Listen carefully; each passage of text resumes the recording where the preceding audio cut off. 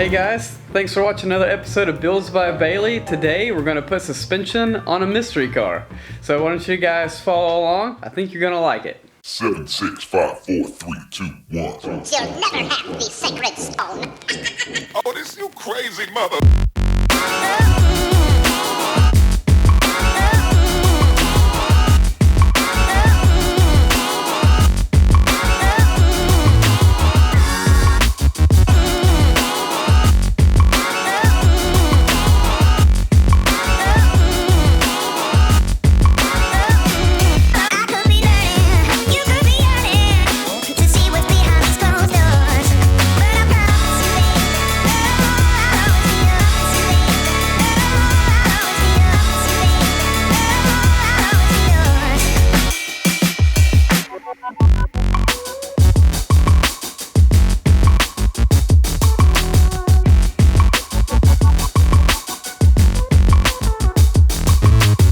Okay, so it wasn't a mystery for long, but as you can see, we're going to be putting suspension on this Audi A6 today. My friend Shane just got some BC coilovers, which in my opinion are the best coilovers you can buy. So we're going to install some BC coilovers on this Audi A6.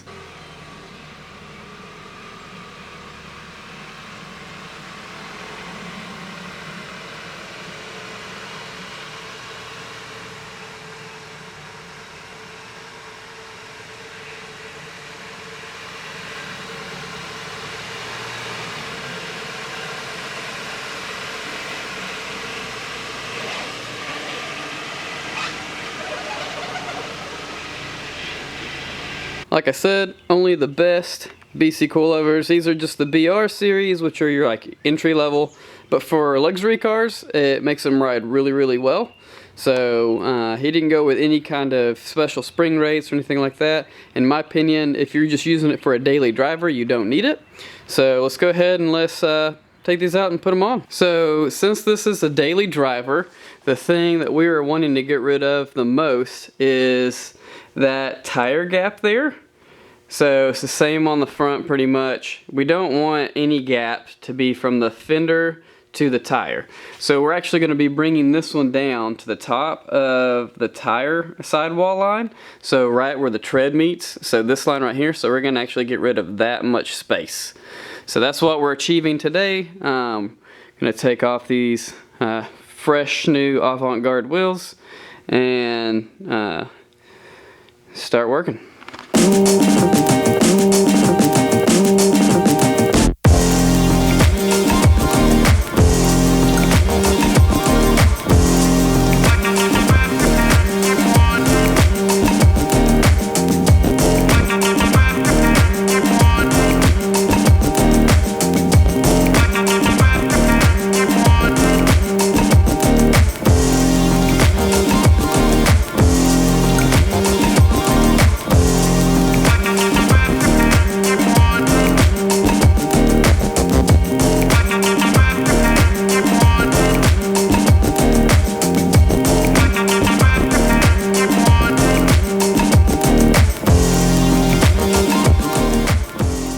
As you can tell, we started with the rear first. So this is a shock and coil spring separate setup.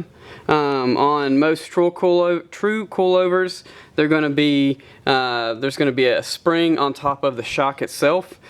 This kit is set up just like the factory, so it's got an adjustable height spring and it's got the shock that's going to go in there. I'll show you guys how to set that stuff up here in a second once I get all of it on there.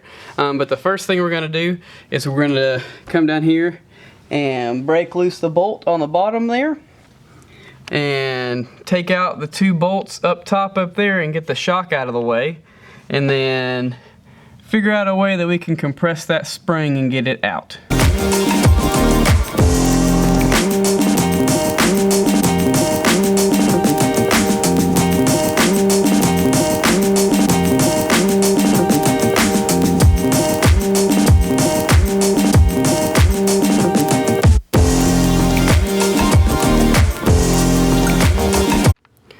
So I've got the shock out.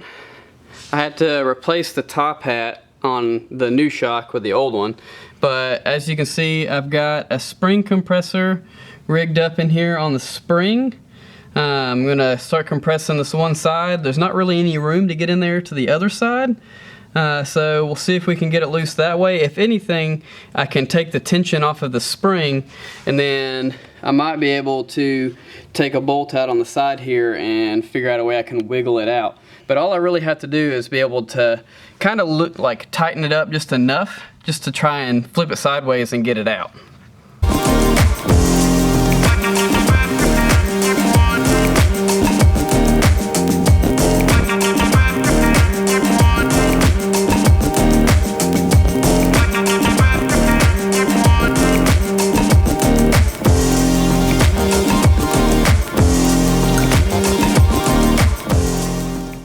Well, I've got this about as tight as I can get it. You can see that the spring is kind of cocked sideways. This is why you're supposed to use two tools on it, but I don't have enough room to get the other one in the backside. So before it gets too crazy, I've got enough tension off of it that I feel comfortable.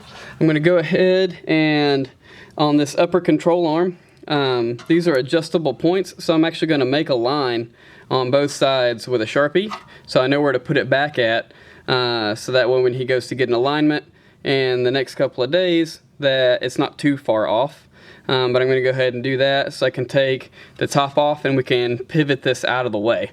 I actually think that it's going to cock forward because of the way that the spring mount is, but that's okay. It'll give me enough room to get the spring dropped out.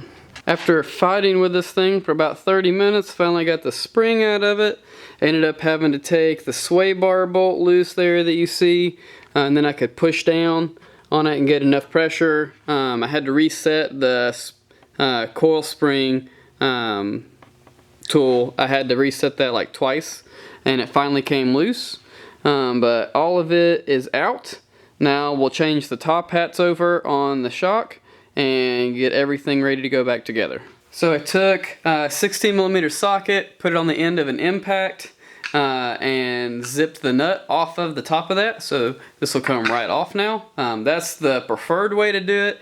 If not, you almost have to have special tools to get down inside of there to put a socket down in it and then to grab a hold of the top with some kind of pliers. If it's an older car, you can kind of grab a hold of the rod with some vice grips and get it out that way. But if you're not going to end up reusing these shocks, that would be the way to go. But I think he might actually keep these, so I went ahead and I'm trying to preserve everything as best as possible. But this is the part that you need to put onto the new coil or the new shock. So we're going to go ahead and install that real quick. Okay, so we have the new shock and the top hat put on. BC supplies their own new hardware with all of their stuff. So it had a different size socket, so I went ahead and grabbed the 14mm. There is an Allen wrench inside the box that BC sends that you can use to put on that. I can't use it because it's down inside of this hole unless you have like a special tool, kind of like what's called a crow's foot, and it goes down onto it and then it exposes the top and it has an offset place for it. That's the only way you'd be able to get to it. So, but I don't have those. So went ahead, just used the impact, grabbed a hold of it real good and snugged it up on there. Another thing to check is it's got a place on the side. You may be able to see it, maybe not, but it says hard and soft, got an H and an S on it for the adjuster that's inside the top. I position that to where you can read what it says whenever it's sitting up in the car. So you'll be looking at it that direction, so that way you can just grab a hold of it and turn it if you need to without having to crawl way up underneath there and try and finagle it with your fingers. So this way it's real easy to adjust on the fly if you want to. Next thing is make sure that everything's clocked in the direction it needs to be, and we're going to go ahead and put it in. We will have to adjust this part, but we're not going to adjust it until after the spring is in.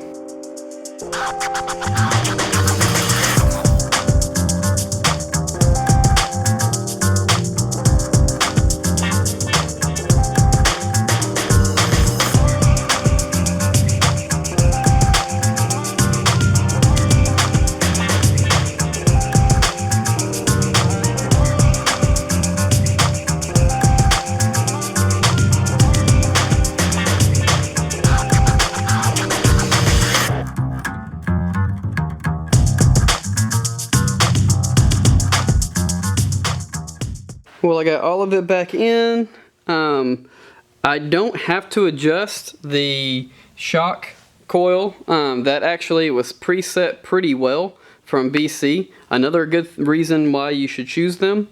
I had to take off, there was a cover, this cover that was on the bottom spring perch down here. Had to take it off because you wouldn't be able to get to the adjusters to adjust the ride height easily. You'd have to come in from the back side and it just would be a pain. So it literally just slides off when you take the bottom spring bushing off of it to put the new one in place. So took that out of there and it fits quite nice and doesn't look bad. The only thing that cover was for was basically just to keep debris out of there, and to be honest with you, I don't really feel like it did anything, so it's okay. That's all up in there and all tight, and the bottom's all in at the bottom. I've got all of the bolts back in like it's supposed to be, and I lined up my Sharpie marks on the top. If it'll focus, you can kind of see them. The Sharpie marks on top of the upper control arm. I got those all lined up too, so all of that is where it's supposed to be.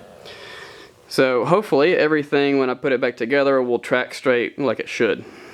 Now on to the other side.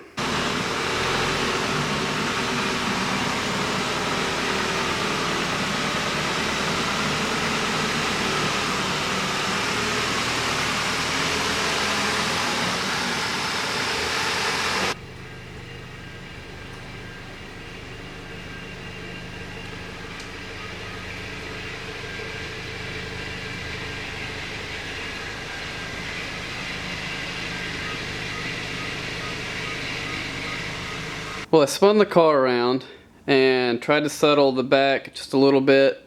I'm not really happy with the height that it came right out of the box. Normally it'll automatically drop it like 2 inches, and as you can tell, it looks exactly the same, if not taller.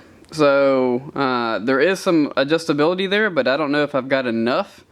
Sometimes BC on newer model cars just doesn't have enough research to get out the stuff that needs to be out, you know, for a regular kit. So I mean, these might be like a direct replacement, but it might not lower it enough. So we'll have to see. They do offer an extreme low kit, and they'll work with you and get you the right size shocks and springs. But before I lower the back any, I'm going to go ahead and get the fronts on, because lowering the front sometimes will lower the back. So let's go ahead and get the front done. I was able to finish the Audi yesterday. I maxed out the suspension as far as it would go. Not as happy as I possibly could be, but the car still does look pretty good. I'll just go ahead and show you.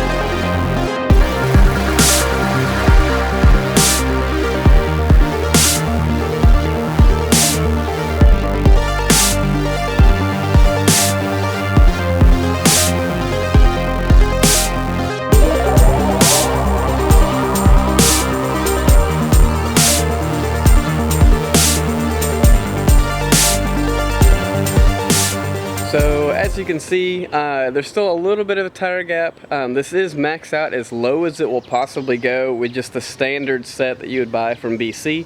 I wish it would go a little bit lower. We're thinking though that the rubber bushings and all that stuff on the suspension is going to give a little bit, and it will lower some. So hopefully, you know, it'll settle and it'll look a lot better in say a week's time. This is literally just driving it down the driveway and pulling it back up. So not really a lot of suspension travel has actually been done yet. So hopefully that'll do it. That's gonna do it for this episode of Builds by Bailey. I hope you enjoyed the coilover install on the Audi A6. Check back for future builds, and I should be finishing up a Lexus later this week or next week. I'm going to be trying my hardest to get the bodywork finished on that. I have Mondays off from work, so I actually have a 2-day weekend for the next 4 weeks. So follow along and watch me finish some of the builds so I can get started on the drift projects in the background. Thanks for watching, and don't forget to like, subscribe, and share with your friends.